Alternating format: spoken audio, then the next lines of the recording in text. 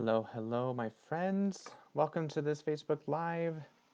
Today we're talking about self-confidence. And, okay, I'm going to frame this up just a bit, just with the definition of what we mean by self-confidence. Um, let's just think about the concept of confidence.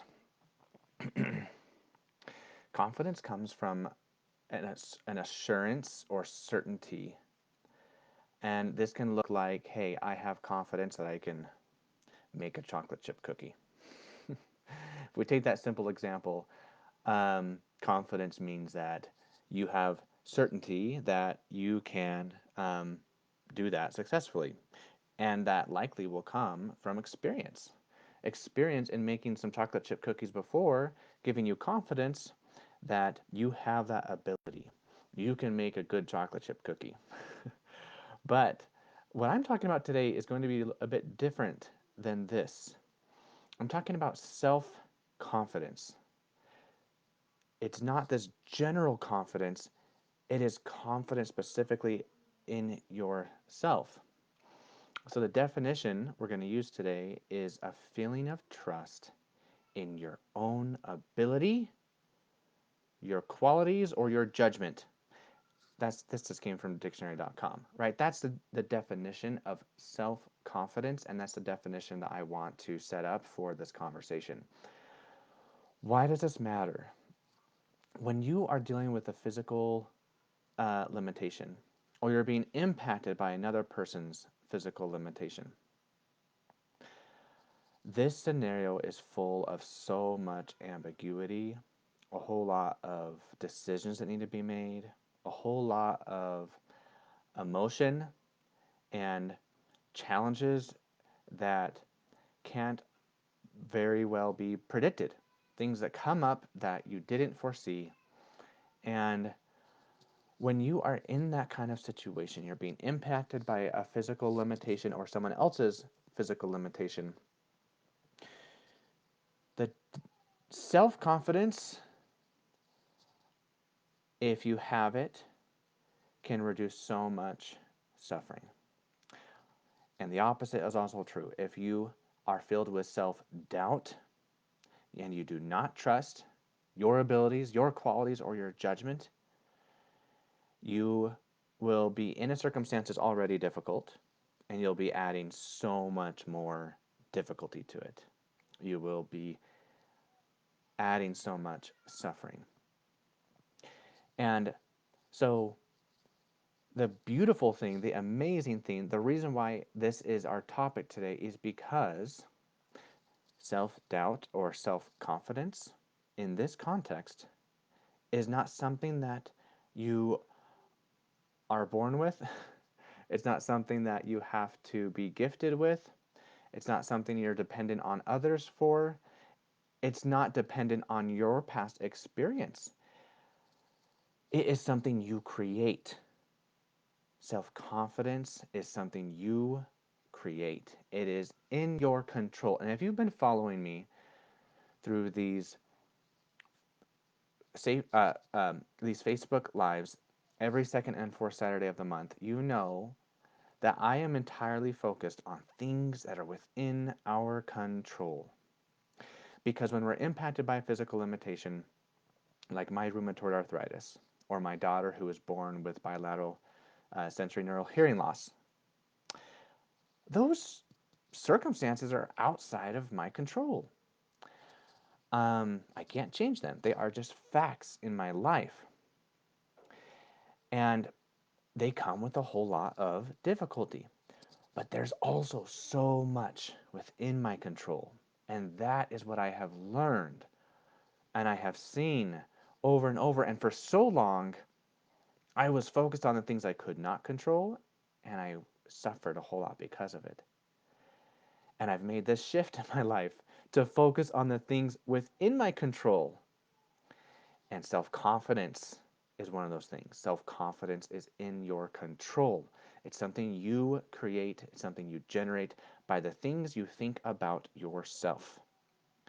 All right, so I'm going to share just a recent experience, and then and then use this experience to demonstrate the impact of self confidence. And I will call it skills of self confidence. And finally, we'll end today's live with 3 steps you can take to increase your self confidence. I'm going to have a worksheet. If you're on my list, you'll receive this sheet. If you aren't, you can see a link in this live for more content. And you add yourselves to that list, and I'll send you the worksheet. The worksheet is going to outline just the definition that we're talking about here and um, the notes around the 3 steps of how to increase your self confidence and an activity to really um, give you the practical steps, the work that you must do to create self confidence. And if you will do that work, the self confidence will come. You'll create it. Um, Even if you have been someone who is so afraid and filled with self doubt, and you've had a whole lot of suffering because of that, that means nothing. The past person you've been or the past experience you have had, they are the past. And the future is as bright as your faith, as I've heard some leaders say before, some church leaders. And your future is as bright as your faith. Your future and your present and what you do now is completely in your control, and in the whatever's been in the past doesn't matter. You can learn from it, and it does have relevance for that sake, but it doesn't matter in terms of the real change you can make, the real transformation you can experience today about your self confidence. All right, so let me share this story. And I'm sharing this because, I mean, this just happened yesterday, and it's so fresh on my mind, and it's been such a demonstration of really what it means to experience a life while being impacted by physical limitation. And so the story I'm sharing is about my daughter, who's 3 and has bilateral sensorineural hearing loss. She was born that way, and I'm going to share a little bit of what we just recently experienced and the impact it had, the decisions my wife and I had to make, and how self confidence played such a critical role. If I didn't have the practice of self confidence, this experience I just had would have um, crushed me in many ways. It would have been very, very hard, much harder than it already was. It already was difficult. Um, But because of self confidence, I was able to remove so much of the unnecessary suffering, so much of the added difficulty, um, and work through the circumstance. And self confidence allowed me to do that. So here it is. So my daughter was born with moderately severe hearing loss, and for 2.5 years, hearing aids were um, sufficiently giving her sound. They were effective. Um, and as far as I knew, her hearing wasn't going to get any worse. It was going to stay relatively stable, and we were really getting adjusted to her hearing aids and what that life was like to help her wear her hearing aids and how we could support her. And just about 6 months ago, her hearing suddenly declined. Um, it went from moderately severe to levels of severe and profound hearing loss. And so, what that meant was that hearing aids were no longer effective. They did not provide sufficient sound for her speech development, or for, of course, her comprehension and her ability to um, interact with people through the spoken language. And so, through many tests and many steps and many conversations with our audiologist, of course, they had the recommendation that she get a cochlear implant, 2 cochlear implants on both sides. And I'm not going to go into all the details, but just very briefly, a cochlear implant changes the hearing mechanism. It bypasses the natural hearing process, which for her is not working, and it uses an alternative hearing approach, which is driven through these microphones and then um, transferring a digital signal to the brain, the hearing center of the brain. And so um, it requires surgery to get uh, this hardware implanted. And of course, as a father, I was very concerned about surgery for my 3-year-old daughter. And then there's all these other concerns around, will this be successful? Um, Even if she is safe and the surgery goes well, what if the outcome isn't great? And then the other questions I was faced with and my wife was faced with is just, you know, is this really a decision we should be making? Or is this, something we need to wait for her to get older and decide when she has a bit more of that decision making, power or ability in her life? And we had all kinds of opinions, of course, as you can imagine. Everyone sharing their own view on, like, yes, you should help your daughter get a cochlear implant now, or no, you absolutely shouldn't. Um, and and then we also hear stories about friends in the deaf community whose children have had a cochlear implant and had mixed results or negative results. And so, as you can imagine, there's a whole lot of confusion, a whole lot of fear, a lot of uncertainty, and um, this this was this is a decision that has lasting impact on her life and our lives. And so it was really easy to mount on the pressure, to feel that pressure, like, hey, is this the right thing for my daughter?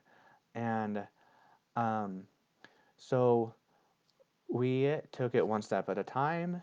We took in all the information we could gather from our doctors, our audiologist, the deaf community, and we went ahead and decided we're going to proceed with the cochlear implant. And so that was step number one, is just taking in all this information of her declining hearing loss and deciding what to do.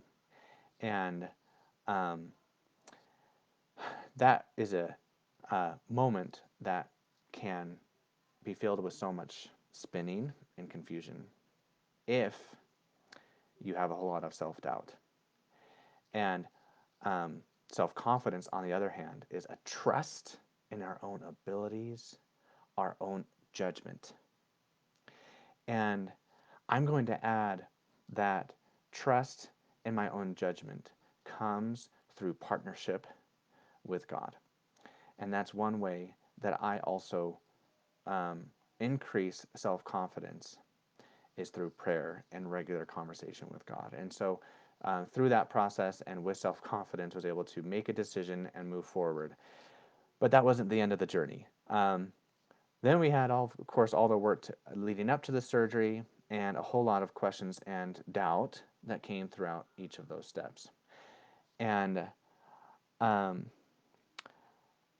and one of those, I mean, the other thing that becomes more real after making a decision is the fear.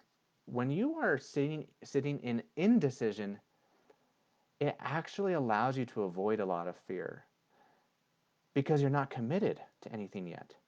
But the moment we decided and said, okay, we're doing a cochlear implant for our daughter, then all the stories that we had heard from people in the deaf community, all the negative stories, the failures, the challenges, that all became real. That all became such a focus of my mind and such a concern. It was so easy for me to then um, continue to worry and fear. And so the decision, while it requires a whole lot of self confidence just to make it, that's not the end. Self confidence is required to work through all of the fear, all of the emotion that continues, and it comes up in different forms. And um, and then, of course, we're making all the decisions around just the details of the surgery, which I won't go into. But what that also led to for me was a whole lot of, overwhelm. It's overwhelming. There's a lot of things we had to do in preparation for the surgery. The surgery was yesterday. So we just completed the surgery, and So this all just recently happened over the past few weeks. Um, I've had a lot of overwhelm and a lot of fear. And what that led to, I'm going to share another part of the story that it was particularly, particularly stands out, and it is that um, I have responsibilities in my church community, and I more than once found some church members coming to me and saying, "Hey, we missed you at this event, or we missed you at this meeting, or um, you said you were going to be doing this thing and you didn't show up." And I was quite shocked because I I spaced some things that I said I was going to do and I just didn't do. And I had them on my calendar, and usually when things go on my calendar, I watch my calendar, I make sure I show up. But in this case, I was missing it. And I remember, and just a week ago, this happened once, and my local leader, church leader, said, "Hey, we missed you at that meeting this morning." And in that moment, I just completely broke into tears. And that is also unusual for me. For anyone who knows me well, I always joke that I can count how many times I've cried. I can count on one hand, um, because my tears just aren't very connected to my emotion. But you know what? Just this year, I was telling my wife, I don't know if I can say this anymore. I used to be able to in a position where I could say I can count on one hand how many times I've cried, but I feel like just in the past year, I've already exceeded that. So it seems that my tears are getting a bit more connected with my emotion these days. But anyway, um, I still am usually taken back whenever tears come. I'm like, oh, I'm feeling something strongly, right? And that strong emotion I was feeling in this moment a week ago was um, just a bit of like, oh my word, this is really impacting me. I am being impacted by this situation, this surgery, this decision to get cochlear implants for my daughter. I'm being impacted by it way more than I realize. And I know that because I'm missing these things that I've committed to, and I'm doing it entirely unconsciously. It's like I'm not even aware. And so there's like, there's activity, of course, there's emotion, and there's stress and overwhelm and fear and all these things. And for weeks, I'm like, I'm just working through this. I'm allowing it all, and I'm fine. But then in this moment, when my church leader was like, "Hey, we missed you this morning," I just had the thought, "Oh my gosh, maybe I'm not fine. Maybe I'm not fine."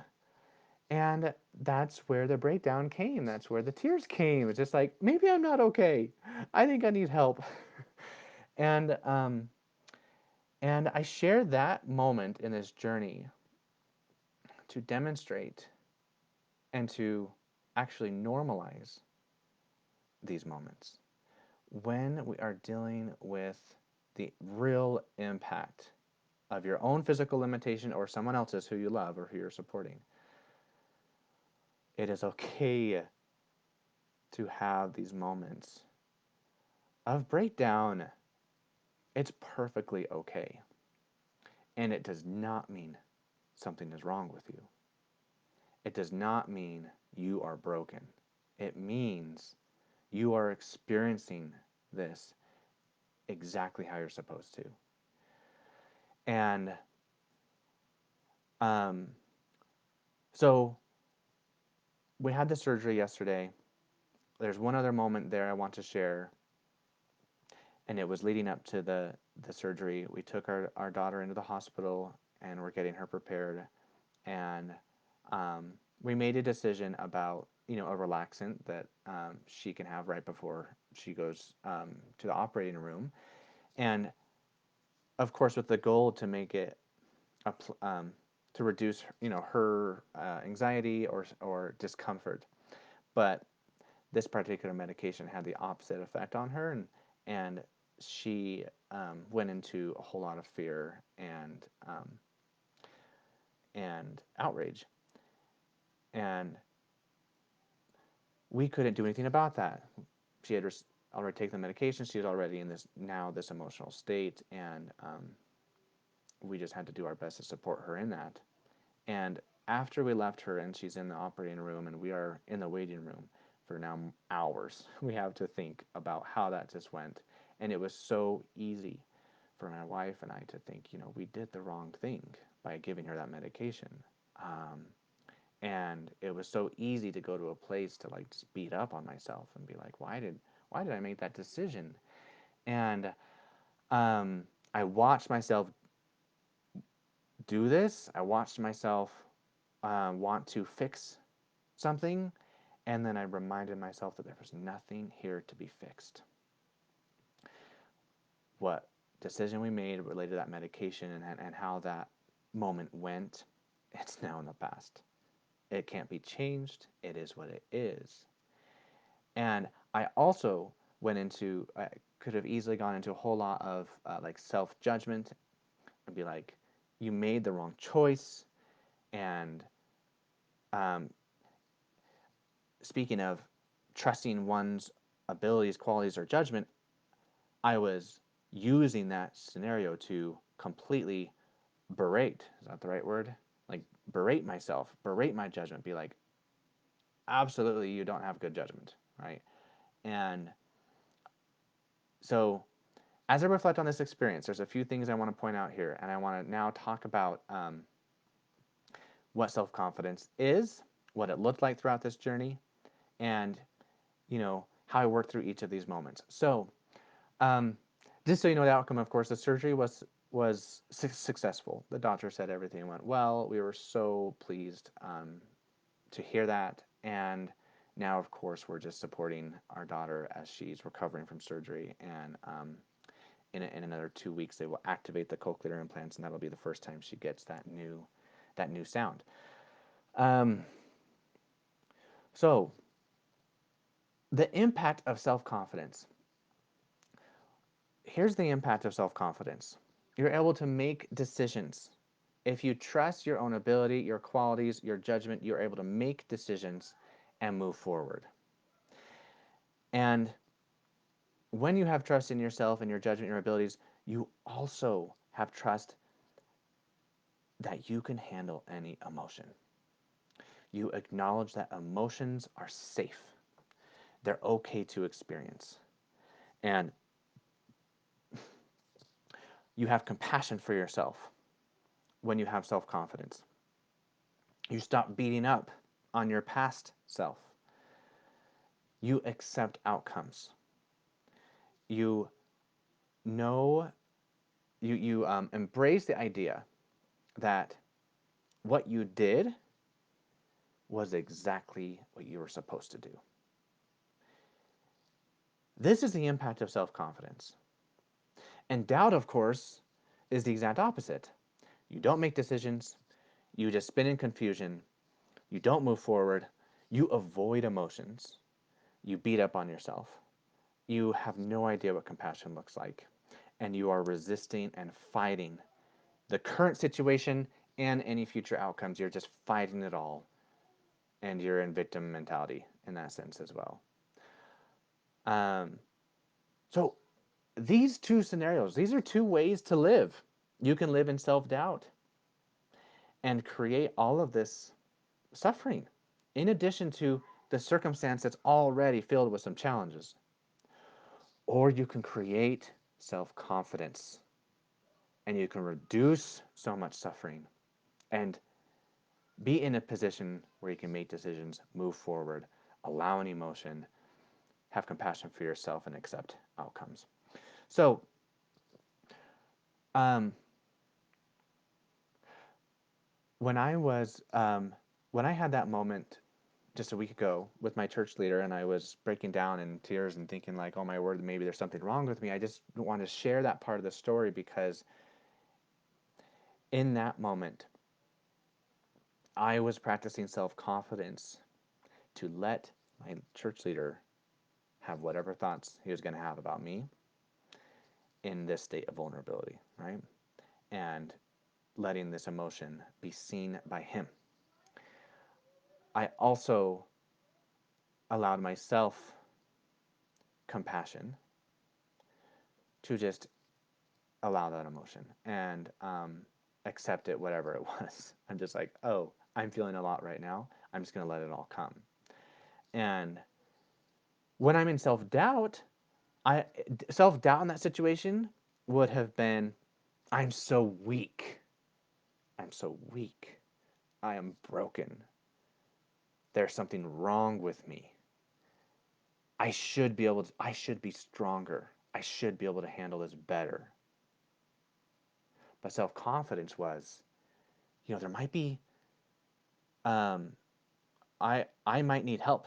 That is what the pain was. That's what the emotion was coming from. I'm like, oh my word, I might really need help. There really might be I might be really be struggling here, and I might need help.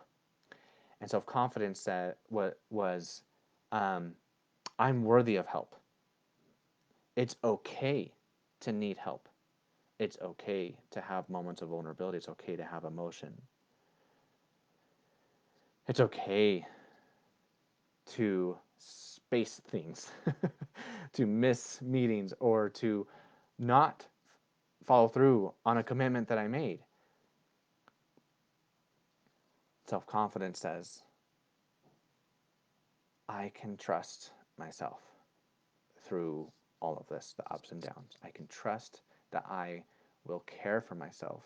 I can trust that the way I'm handling this is sufficient. The way I'm handling this is enough. Um, and then the moment in the hospital where we were unsure whether giving her medication right before the surgery, that relaxant, we were unsure whether that was the right decision. Self-doubt would have completely indulged in self-hatred and judgment of yourself and just beating up on myself for hours, days, possibly. Some people will hang on to that judgment for like the rest of their lives. They'll just be like, I'm so stupid. I'm so terrible. I can't believe I did that. And self-confidence, on the other hand, said, um, I made the best decision I could have made based on what I knew. Of course, what I know now, knowing her negative reaction to that medication, of course, I could say I shouldn't have done that. But an hour ago, when we were deciding whether to give her this medication, we had no idea she would have a negative reaction. There was no way of knowing. That piece of information wasn't yet known. And so it's completely unfair to judge my past self, to judge the Luke who an hour ago said, yes, let's give her the relaxant. It is completely unfair to judge him because he didn't have the information about whether she would react negatively to that. So, how often are you judging yourself, your past self, unfairly? It's completely unfair. Um, when you will look at those facts and you will have compassion for yourself and really remember what information did you have at the time and what was the rationale for your decision. You made the decision that you thought was best, and that is enough. Even if the outcome was negative, you made the decision you thought would be best, right? So that's what self-confidence looks like. Self-confidence comes through in those moments with compassion, with love, with this sense of trust in your past self, your current, and your future self. Self-confidence says, listen, we're doing our very best. And this is the message, one of the most foundational messages I have for you today. Your circumstance, the circumstance you are in right now, is the circumstance you are perfectly qualified and capable of handling. I want you to really let that sink in. The circumstance you are in is the very circumstance you are qualified and capable of handling. And here's how I want to also illustrate that. I know that because the fact is you are in the circumstance you're in. How could we say that I know better or I'm more qualified to handle the circumstance that you're in. How could we ever say that? It doesn't make any sense. I'm not in your circumstance. I can't possibly be more qualified. The only person on the planet that is best qualified for your unique situation is you. You are the most qualified person to handle your circumstance. And you might say, oh, but there's other people in my situation who have years and years of experience in it, and they have much more experience in it than I do. So they're better qualified. And if they were in my situation, they would have made a better decision. But here's why that doesn't make sense. You're assuming that your circumstance, say your diagnosis, I'm going to say my diagnosis of rheumatoid arthritis. That argument that someone else who has more experience in it is more qualified fails to acknowledge that rheumatoid arthritis, or any situation you're dealing with, is so unique. It's so variable. It's so complex. There are so many factors that are impacting that circumstance. And you're assuming that someone else who has that circumstance is experiencing exactly what you are. And all the same factors, family members, friends, personal history, tendencies, and personalities and character traits, they're all the same between that person and you? No. The only thing that's the same is that, in this case, rheumatoid arthritis, the only thing that's the same is that they maybe had the same blood markers in the blood tests that indicate that they have an overactive immune system, right? That's the only thing that might be the same between us, but there are so many other factors, life factors, that I'm dealing with that that person is not. Therefore, there's only one person who fully understands the circumstance, and that's me. The circumstance I'm in is the circumstance I am the most qualified to handle. That's the same for you. Whatever circumstance you're in, you are the most qualified and most capable of handling it.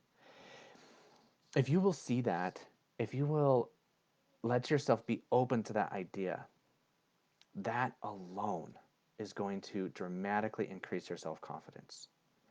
You will begin to trust your abilities, your qualities, your judgment to handle your situation. Because you're the only person on the planet who fully understands the factors and the variables involved in your situation. Okay. Wow. Um,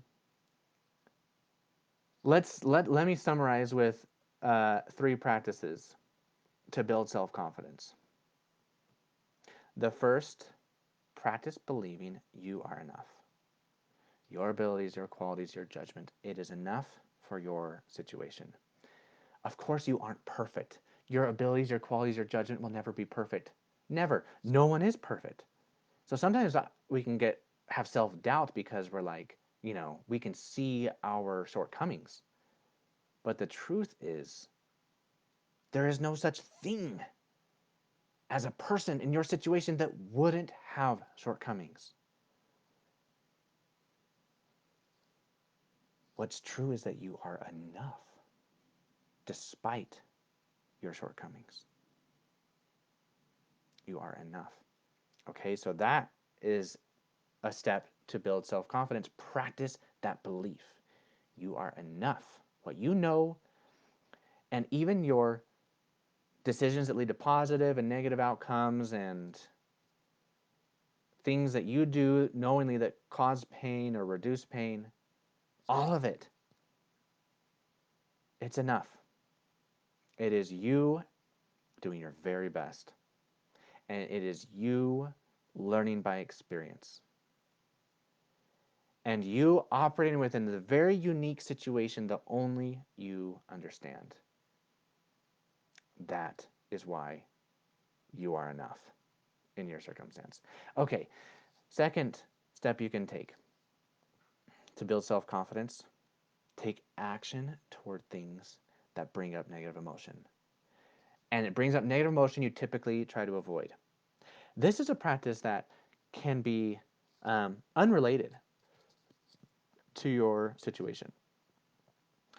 And um, the reason why you can choose anything and it doesn't have to be related to your situation is because the idea here is that you're practicing the skill of allowing any emotion. You are increasing your willingness to feel any emotion. The more you increase your willingness to feel fear, the willingness to feel weak, to feel doubt, to feel concern or worry, any of these negative emotions, your willingness to feel it will increase your self confidence, because when you're willing to feel the negative emotion, then you'll be more likely to make decisions, to move forward. That's what comes from self confidence, making decisions, moving forward. And what will come from that is negative emotion, right? As soon as you make a decision, you will experience the real impact of that decision, and what will come along with that is probably some negative emotion. And so when you're willing to feel the negative emotion, then you are more willing to make decisions and move forward. Um, and then the final step is to practice feeling these emotions from a place of safety. When the negative emotion comes up, when the self judgment comes up, when the tendency comes up to beat up on yourself, you can practice safety. You can reassure yourself, hey, it's okay to feel this concern. It's okay to feel this fear. It's okay that I made a decision that led to a less than ideal outcome. That's safety. You're reassuring yourself. You're having compassion with yourself. So you do these three things: practice believing you're enough, take action toward things that bring up negative emotion you typically try to avoid, and practice feeling emotions from a place of safety. Here's your start to building self-confidence. It's something you create. You can practice these things and you can create self-confidence. You can live in self-confidence more and and experience your life in such a different way. Experience your physical limitation so differently. Experience the impact someone else's physical limitation on you. You can experience that so differently. And it can come through your deliberate creation of self-confidence. So go and do that. Thank you so much for joining today. Please let me know whatever questions you have or however else I can support, or we can rally community around to support. And again, if you'd like some of the notes and the activity associated with this to build your self-confidence, go ahead and add yourself. Click more content. If you're not already on that list, I'll see you all next time. Thanks so much for joining.